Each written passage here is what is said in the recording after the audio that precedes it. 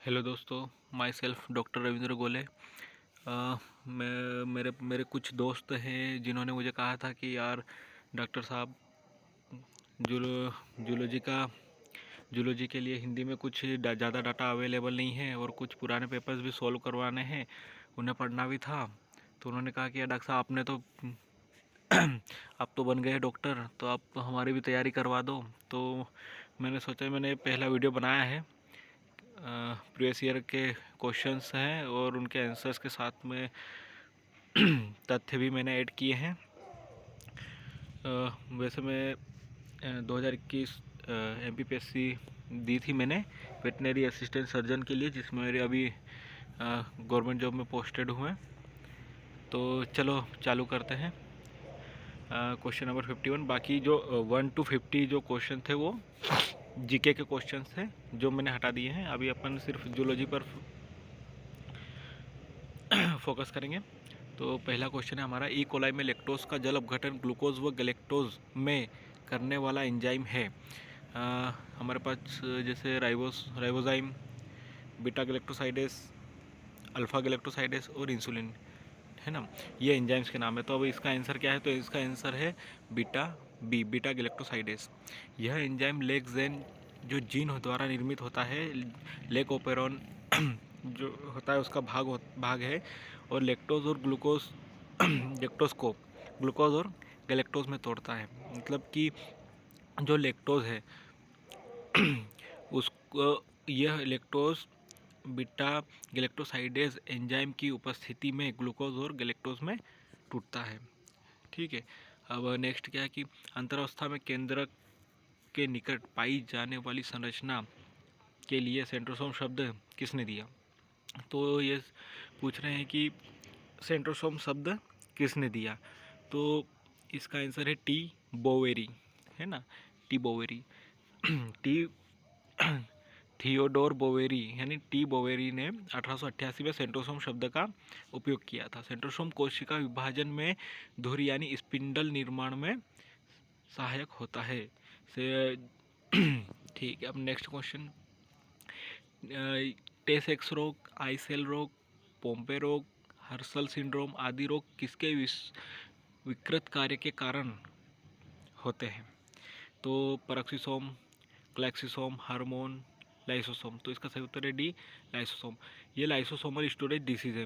ये जैसे T sex रोग, आई सेल रोग, पोम्पे रोग और हर्सल सिंड्रोम, ये सभी लाइसोसोमल स्टोरेज डिसीज है। लाइसोसोम एंजाइम की कमी से अपचित पदार्थ कोशिका में जमा हो जाते हैं, जो कोशिकाओं की कार्यक्षमता को प्रभावित करते हैं, जिससे कोशिका की कार्यक्षमता प्रभावित होती है। तो जो क्या होता है कि लाइसोसोम क्या होता है कि सबको पाचन करने में हेल्प करता है, उसको खाने में मदद करता है। तो क्या होता है कि लेकिन जो लाइसोसोम एंजाइम की कमी होने के कारण ये रोग होते हैं, जैसे टे सेक्स रोग, आई सेल रोग, पोम्पे रोग और ये हर्सल सिंड्रोम। ठीक है। और नेक्स्ट है, कोशिका विभाजन के दौरान धागेनुमा संरचना यानी गुणसूत्र की खोज किसने की? तो गुणसूत्र की खोज की थी, हमारा आंसर है सी, ई स्ट्रॉसबर्गर, है ना। एडवर्ड स्ट्रॉसबर्गर ने पादप कोशिकाओं में गुणसूत्रों का वर्णन किया, और क्रोमोसोम शब्द 1888 में वाल्डर ने दिया था। ठीक है। और ये भी क्वेश्चन आ सकता है कि क्रोमोसोम शब्द किसने दिया, है ना। तो जैसे तो क्रोमोसोम शब्द 1888 में वाल्डर ने दिया। ठीक है। अब अपन जैसे रिवीजन कर लेते हैं कि बीटा गैलेक्टोसाइडेज क्या करता है, लेक्टोज का अपघटन करता है, लेक्टोज को तोड़ता है। और सेंट्रोसोम शब्द किसने दिया था? टी बोवेरी ने 1888 में। लाइसोसोम में खराबी आना, मतलब कि लाइसोसोम एंजाइम की कमी होना, तो उससे क्या होता है? स्टोरेज रोग होता है। गुणसूत्र वर्णन, ई गुणसूत्र का वर्णन किया था, ई स्ट्रॉसबर्गर ने किया था। अब नेक्स्ट क्वेश्चन, अम्ल प्रोटॉन दाता होता है और क्षार प्रोटॉन ग्राही होता है, यह सिद्धांत है? तो अरेनियस सिद्धांत है, ब्राउनस्टेड लॉरी सिद्धांत है, सोरेनसन सिद्धांत है, या ब्रिटन रॉबिन्सन सिद्धांत है? तो इसका सही है ब्राउनस्टेड लॉरी सिद्धांत। 1923 में ब्राउनस्टेड और लॉरी ने यह सिद्धांत दिया था, जिसमें अम्ल यानी H+ प्रोटॉन दाता होता है। ठीक है। अम्ल हाइड्रोजन आयन प्लस यानी प्रोटॉन दाता होता है। इसका उत्तर क्या है? ब्राउनस्टेड लॉरी सिद्धांत। 1923 में ब्रॉन्स्टेड और लॉरी ने यह सिद्धांत दिया। किसी व्यक्ति की मृत्यु हो जाती है जब उसके रक्त का पीएच डैश डैश से कम हो जाता है। तो ये हमारे सामने कुछ पीएच दिए, जैसे 8 दिया है, 7.42, 7.25 और 7। तो कितना पीएच कितने से कम हो जाएगा, कम हो जाता है जब किसी व्यक्ति की मृत्यु हो जाती है। तो उसका सामान्य रक्त पीएच होता है, पहली बात तो 7.35 से 7.45। तो 7.25 से कम होने पर गंभीर एसिडोसिस की स्थिति बन जाती है और अत्यधिक गिरावट जीवन के लिए घातक हो सकती है। तो 7.25 से अगर रक्त का पीएच कम होता है, 7.25 से भी कम होता है, तो किसी भी व्यक्ति की मृत्यु हो सकती है। ठीक है, तो इसका आंसर है 7.25। कोशिका विभाजन का निर्णय लिया जाता है। तो ये हमारे पास है कुछ फेज है, जैसे G1, S, G2, M, है ना। ये कोशिका विभाजन की कुछ अवस्थाएं हैं। तो इसमें पूछा गया है कि कोशिका विभाजन का निर्णय लिया जाता है, मतलब कि रियल जो कोशिका विभाजन का निर्णय किस में लिया जाता है। तो उसका आंसर है बी, G1 अवस्था, G1 फेज में। क्योंकि G1 चरण में रेस्ट्रिक्शन पॉइंट होता है। यही तय होता है कि यहीं पर ही तय होता है कि कोशिका विभाजन करेगी या नहीं। यह कोशिका चक्र का नियंत्रण बिंदु है। ठीक है, याद रखिएगा आप लोग। फिर निम्नलिखित में से कौन जीन अभिव्यक्ति के नियंत्रण के ब्रिटन डेविडसन मॉडल का भाग नहीं है। तो जैसे अब यहाँ नीचे हम डायरेक्ट तथ्य पे जाते हैं कि ब्रिटन डेविडसन मॉडल में सेंसर होता है, इंटीग्रेटर होता है, रिसेप्टर होता है और प्रोड्यूसर जीन शामिल है।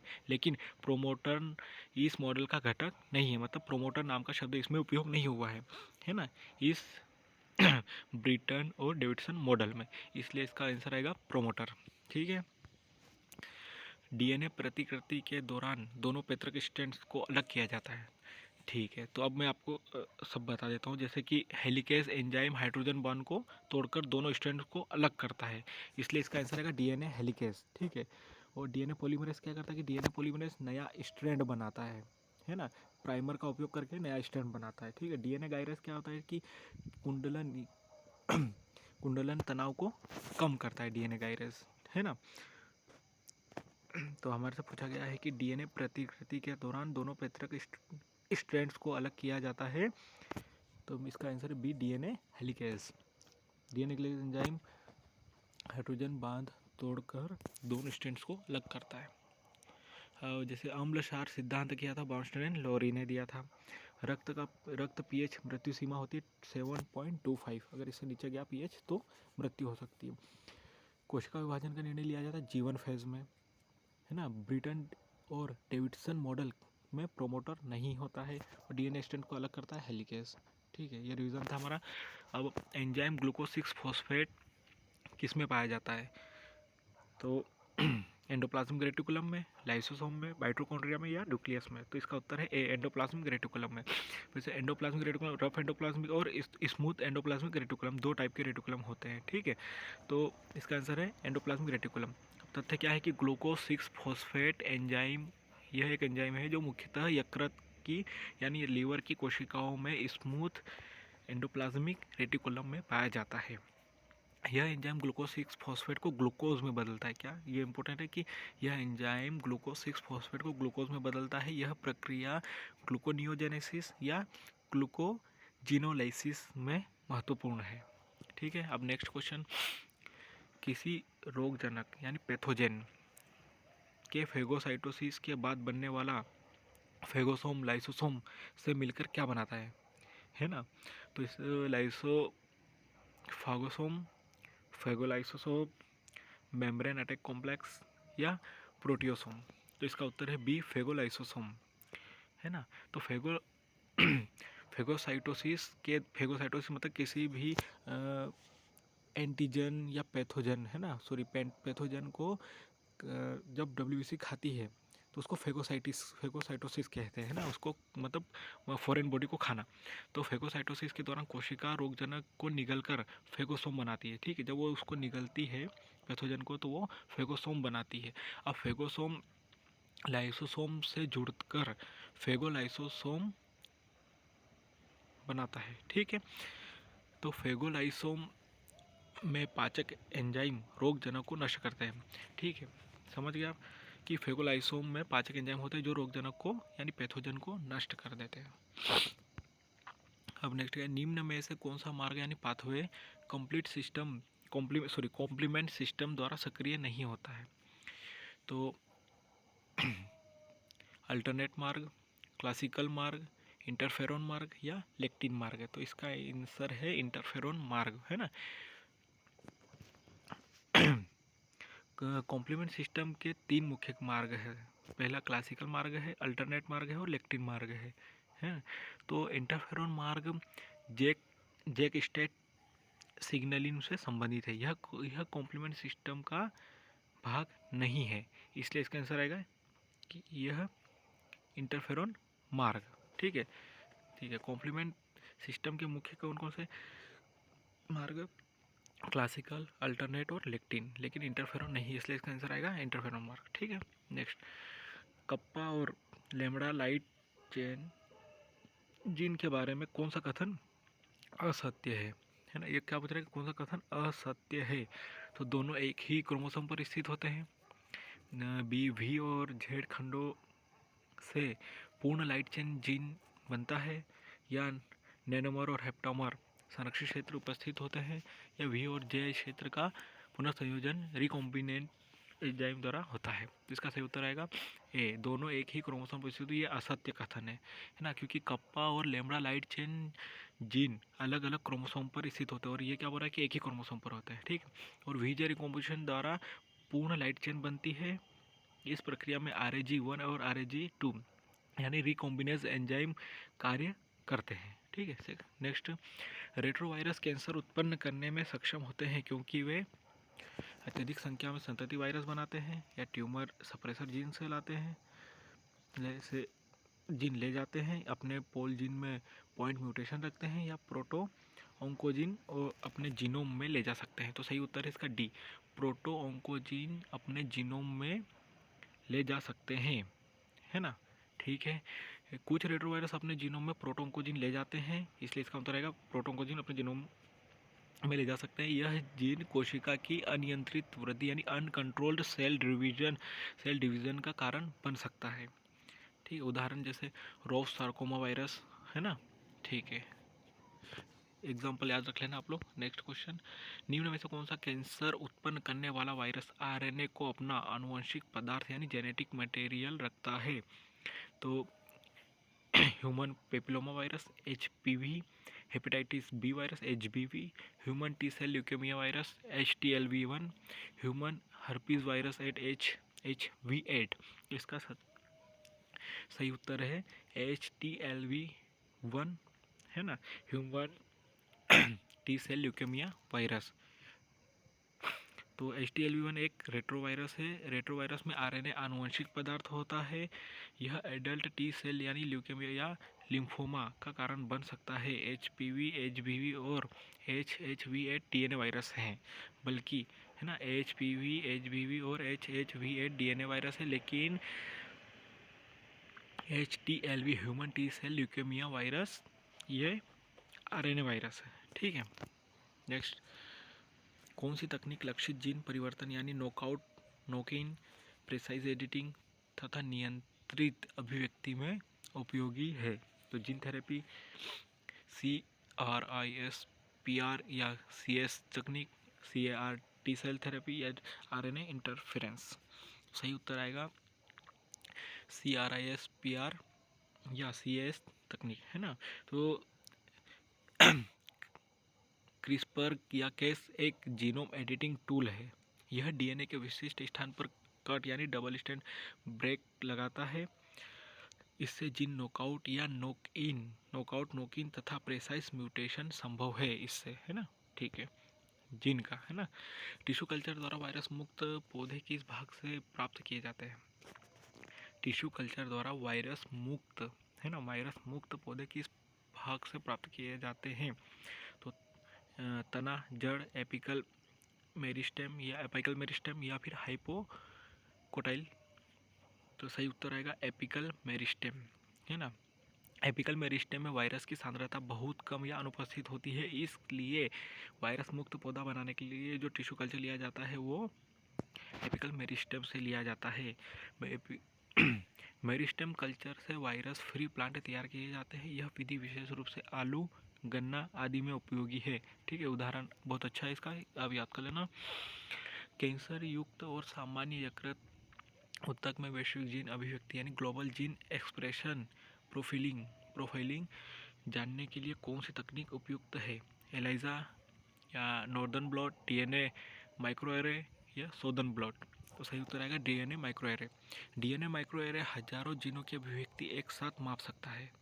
यह जीन एक्सप्रेशन प्रोफाइलिंग के लिए सर्वोत्तम तकनीक है। ठीक है, एलाइजा प्रोटीन स्तर मापता है, जबकि सोदर्न या नदर्न ब्लॉट सीमित विश्लेषण करते हैं, इसलिए इसका आंसर आएगा डीएनए माइक्रोएरे। निम्न में से कौन सा प्राथमिक यानी प्राइमरी इम्यूनोडेफिशिएंसी रोग नहीं है? प्राथमिक इम्यूनोडेफिशिएंसी रोग नहीं है। स्किड, एड्स, बीएलएस या वास? तो इसका आंसर है एड्स, है ना। तो स्किड, बीएलएस और वास जन्मजात यानी प्राइमरी प्रतिरक्षा दोष है। ठीक है, जन्मजात यानी प्राइमरी प्रतिरक्षा दोष है। और एड्स एक अर्जित यानी एक्वायर्ड प्रतिरक्षा कमी रोग है। यह एचआईवी संक्रमण के कारण होता है। ये हमें जन्मजात मिल जाते हैं, स्किड, बीएलएस और वास मिल सकते हैं लेकिन एड्स क्या होता है, ये अक्वायर्ड है। ये हम अपने जीवन काल में इसको प्राप्त करते हैं अगर कोई एड्स का बीमार व्यक्ति है उससे, है ना। तो यह एचआईवी संक्रमण के कारण होता है। ठीक है, टी कोशिकाओं यानी टी सेल्स के बारे में कौन सा कथन गलत है? MHC 11 यानी 2 के साथ अंतःक्रिया CD4 प्लस टी सेल्स को सक्रिय करती है। अभिवेदन टी सेल TH1 वो TH2 में विभेदित होते हैं। TH1 मैक्रोफेज सक्रिय करते हैं, TH2 बी सेल को उत्तेजित करते हैं। और डी क्या, TH1 और TH2 कोशिकीय एवं ह्यूमरल प्रतिरक्षा को सक्रिय नहीं करती। तो इसका आएगा डी आंसर आएगा। TH1 और TH2 कोशिकीय एवं ह्यूमरल प्रतिरक्षा को सक्रिय नहीं करती। TH1 कोशिकाएं सेल मेडिएटेड इम्यूनिटी में भूमिका निभाती है और TH2 कोशिकाएं एंटीबॉडी मेडिएटेड इम्यूनिटी को सक्रिय करती है, इसलिए विकल्प आएगा डी, है ना। कथन गलत है। TH1 कोशिकाएं सेल मेडिएटेड इम्यूनिटी, है ना, सेल मेडिएटेड इम्यूनिटी में भूमिका निभाती है और TH2 एंटीबॉडी मेडिएटेड इम्यूनिटी में सक्रिय करती है। ठीक है, पशुओं में तंत्रिका तंत्र या नर्वस सिस्टम किस जर्म लेयर से विकसित होता है? एक्टोडर्म, मेसोडर्म, एंडोडर्म या उपरोक्त सभी? तो इसका सही उत्तर आएगा एक्टोडर्म, है ना। पशुओं में तंत्रिका तंत्र यानी नर्वस सिस्टम किस जर्म लेयर से विकसित होता है? तो उसका आएगा आंसर एक्टोडर्म। भ्रूण विकास के दौरान एक्टोडर्म से तंत्रिका तंत्र का निर्माण होता है। न्यूरेलेशन प्रक्रिया में न्यूरल ट्यूब बनती है, यही आगे चलकर मस्तिष्क और मेरुरज्जु बनाता है। ठीक है, एक्टोडर्म। पौध उत्तक संवर्धन यानी प्लांट टिश्यू कल्चर में ऑर्गेनोजेनेसिस का क्या अर्थ है? तो कैलस का निर्माण करना, कैलस से जड़ और तना यानी शूट का निर्माण, पौधे की उत्पत्ति या उपरोक्त में से कोई नहीं। तो इसका सही उत्तर है कैलस से जड़ और तना निर्माण, है ना। तो ऑर्गेनोजेनेसिस में कैलस उत्तक से जड़ एवं तना विकसित होते हैं। यह प्रक्रिया ऑक्सिन और साइटोकाइनिन हार्मोन के संतुलन से नियंत्रित होती है। ये याद रखना आप, एंजाइम्स ऑक्सिन और साइटोकाइनिन एंजाइम हार्मोन्स, है ना। रोटेशनल क्लीवेज किसमें विशिष्ट रूप से पाया जाता है? तो एम्फीबियंस, प्रोटोस्टोम्स, मैमल्स और एकाइनोडर्म्स। तो आएगा मैमल्स। जो रोटेशनल क्लीवेज स्तनधारियों में पाया जाता है। इसमें पहली विभाजन रेखा एक दूसरे के प्रति समकोण 90 डिग्री पर होती है। यह अन्य जीवों के रेडियल या स्पाइरल क्लीवेज से भिन्न है। निषेचन और क्लीवेज के बाद विकास की सही क्रमिक प्रक्रिया क्या है ना। गैस्ट्रुलेशन, ऑर्गेनोजेनेसिस, फिर वृद्धि, या ऑर्गेनोजेनेसिस पहले आएगा, फिर गैस्ट्रुलेशन आएगा, फिर वृद्धि आएगा, या गैस्ट्रुलेशन के बाद ब्लास्टुलेशन, फिर वृद्धि आएगा, या ऑर्गेनोजेनेसिस के बाद मोरुलेशन और ब्लास्टुलेशन है। तो सही उत्तर आएगा गैस्ट्रुलेशन, ऑर्गेनोजेनेसिस देन ग्रोथ, है ना। तो क्लीवेज के बाद ब्लास्टुला बनती, क्लीवेज जैसे ही होता है उसके बाद ब्लास्टुला बनती है, इसके बाद गेस्टुलेशन से जर्म लेयर्स बनती है ना। फिर उसके बाद ऑर्गेनोजेनेसिस में अंगों का निर्माण होता है, अंत में वृद्धि होती है, ठीक है। या पहले क्लीवेज के बाद ब्लास्टुला बनता है, फिर गेस्टुलेशन, इसके बाद गेस्टुलेशन से जर्म लेयर बनती है, फिर ऑर्गेनोजेनेसिस से अंगों का निर्माण होता है, जो फिर अंत में वृद्धि होती है। ड्रोसोफिला के शरीर का वह भाग जो पंख उत्पन्न करता है क्या कहलाता है? तो टेल्सन, डोर्सल, एब्डोमेन, थोरेक्स। तो ये इसका आएगा थोरेक्स आएगा आंसर। ड्रोसोफिला में पंख थोरेक्स से विकसित होते हैं। थोरेक्स की दूसरी और तीसरी खंड से पंख निकलते हैं, ठीक है। एक जीन द्वारा अनेक लक्षणों का उत्पन्न होना कहलाता है हेटेरोजेनेसिटी, प्लियोट्रोफी, एपिस्टासिस या प्रोक्समी। तो इसका आंसर है प्लियोट्रोफी। जब एक ही जीन कई फिनोटिपिक प्रभाव उत्पन्न करता है उसे प्लियोट्रोपी कहते हैं। उदाहरण जैसे सिकल सेल एनीमिया, ठीक है।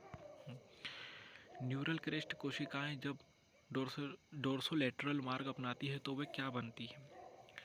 तो गेंग्लियन, सिंपैथेटिक गेंग्लियन, एड्रिनल मेडुला और मेलानोसाइट्स। तो इसका आंसर आएगा मेलानोसाइट्स, डी ना। तो डोर्सोलेटरल मार्ग में जाने वाली, डोर्सोलेटरल है ना, डोर्सोलेटरल मार्ग में जाने वाली न्यूरल क्रेस्ट कोशिकाएं मेलानोसाइट्स बनाती है। ये त्वचा के रंग द्रव्य यानी मेलानिन का निर्माण करती है, जो हमारी त्वचा के कलर का बताता है, ठीक, कलर को बताता है। बच्चे के पहले वर्ष में दिखाई देने वाली समय पूर्ण वृद्धावस्था की स्थिति को क्या कहते हैं? ऑटोगेरिया, progeria, nuclear control of ageing या अप्रोक्सीमेट कोई नहीं। तो इसका आंसर बी, प्रोजेरिया। प्रोजेरिया एक दुर्लभ आनुवंशिक रोग है ना, आनुवंशिक रोग है, याद रखना, आनुवंशिक रोग है। इसमें बच्चे में शीघ्र वृद्धावस्था के लक्षण दिखाई देते हैं। यह LMNA जीन में उत्परिवर्तन के कारण होता है, ठीक है। एक मूवी आई थी बॉलीवुड में, उसमें मुझे याद तो नहीं आ रहा, शायद ये रोल किया था अमिताभ बच्चन ने, है ना। चलो आप कमेंट में बताना मुझे, है ना, कौन सी मूवी थी वो। नेक्स्ट क्वेश्चन, पूर्वजों में पहले से मौजूद लक्षणों के विकास में समय और दर में बदलाव को क्या कहते हैं? नियोटेनी, ऑन्टोजेनी, फाइलोजेनी या हेटेरोक्रोनी। तो सही उत्तर आएगा हेटेरोक्रोनी। हेटेरोक्रोनी विकास की दर और समय में परिवर्तन जिससे लक्षणों का प्रकट होना बदल जाता है। उदाहरण कुछ प्रजातियों में यौवन काल में बदलाव। एक ठंडा करने की अवधि जो फूलने के संकेत को बढ़ाती है उसे क्या कहते हैं? फोटोपेरियोडिज्म, मेरिस्टेमेटिक कल्चर या वर्नलाइजेशन या नन ऑफ द एबोव। तो सही उत्तर आएगा वर्नलाइजेशन। वर्नलाइजेशन क्या होता है कि वर्नलाइजेशन पौधों को निम्न तापमान में रखने से फूलने की प्रक्रिया को प्रोत्साहित करता है, मतलब कम तापमान में रखने पे उसको फूलने की प्रक्रिया को प्रोत्साहित करता है। उदाहरण गेहूं में ठंडी अवधि के बाद फूलना, ठीक है। जैसे हाँ सही बोला, जैसे उदाहरण क्या होता है कि हमने देखा होगा कि गेहूं ठंड, जितनी ज़्यादा ठंड पड़ेगी उतनी ज़्यादा गेहूं की फसल अच्छी आती है ना, ठीक है। निम्न में से कौन सा विटामिन जल में घुलनशील है? Vitamin A, vitamin D, vitamin K, vitamin B complex. तो सही उतरेगा vitamin B complex. Vitamin B और विटामिन सी जल में घुलनशील विटामिन है, बल्कि ए, डी, के वसा घुलनशील, ये वसा में घुलनशील विटामिन, ठीक है। जल में घुलनशील विटामिन बी और विटामिन सी, और वसा में घुलनशील ए, डी, के। केराटिनॉइड्स के लिए सही कथन कौन सा नहीं है?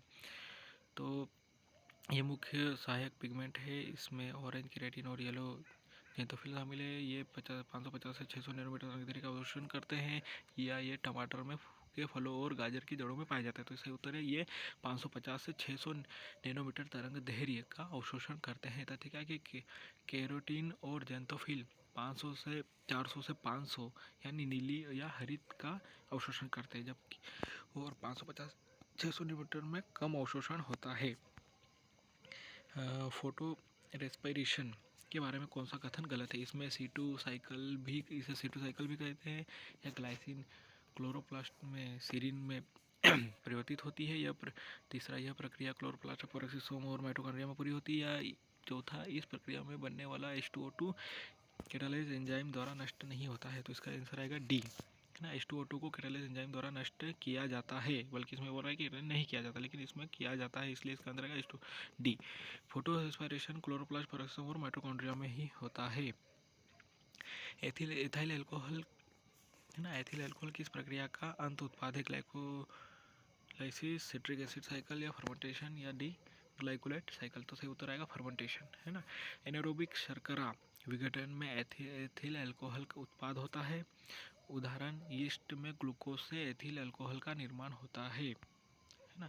जैविक अम्ल का उपयोग श्वसन उपसतह यानी रेस्पिरेटरी सबस्ट्रेट के रूप में होने पर आरक्यू का मान क्या होता है?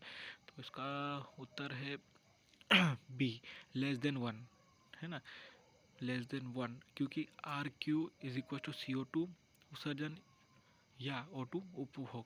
तो कार्बोहाइड्रेट के लिए RQ1, वसा और ऑर्गेनिक एसिड के लिए <1 होता है। वसा और ऑर्गेनिक एसिड के लिए <1। अब इथाइलिन बायोसिंथेसिस का प्राथमिक प्रिकर्सर कौन सा है? ट्रिप्टोफैन, मेवलोनिक एसिड, आइसोपेंटेनिल, पायरोफॉस्फेट या मेथियोनिन। तो एग्जांपल सही उत्तर है इसका methionine. Methionine S adenosyl methionine बनाता है, फिर उससे ACC बनता है और ACC से एथिलीन बनता है ना। ठीक है, अब निम्न के जोड़े में से कौन सा गलत मिलान है? तो एपिकल डोमेन ऑक्सिन, पोल्टीन साइटोकाइनिन्स, फ्रूट्स रिपेनिंग इथाइलिन, ठीक है, डिले ऑफ सेंसेंस साइटोकाइनिन्स। तो इसका आंसर आएगा, है ना, कौन सा कलर गलत है? तो बी, बोल्टिंग साइटोकाइनिन्स, है ना। बोल्टिंग तना लंबा फूलना, गर्मी और गिबरेलिन्स द्वारा नियंत्रित होता है, साइटोकाइनिन द्वारा नहीं होता है। ठीक है।